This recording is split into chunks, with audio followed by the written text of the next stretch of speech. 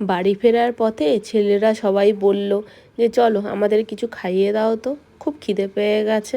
আমি বললাম ঠিক আছে, তাহলে তোদেরকে কিছু খাইয়ে নিয়ে তারপরেই বাড়ি ফিরবো। না হলে যেই এসছি ওদেরকে মার্কেটে নিয়ে, ব্যাস আনাটাই আমার বিপদ হয়েছে। কেউ দেখছি টুপি দেখছে, কেউ দেখছি গলার হাত দেখছে।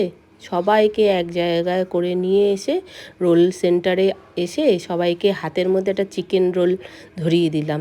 আমাকেও যেও দিয়েছে, ব্যাস আমিও দিলাম এক রোলের মধ্যে কামড়। খুব টেস্টি ছিল চিকেন রোলটা। তো এরা হচ্ছে আমার ছেলের সব বন্ধু, আর ছেলের মায়েরা হচ্ছে আমার বন্ধু। তো সবাই মিলেই আমরা এখানে এনজয় করছিলাম। তো আমার একটা বন্ধু বলল আমি রোল খাবো না, আমি মোমো খাবো। যে মোমোর মধ্যে এই হলুদ হলুদগুলো আমি খাবো না। তাহলে আমাদের দিয়ে দে, আরও টেস্টি হয়ে গেল আমাদের রোলটা।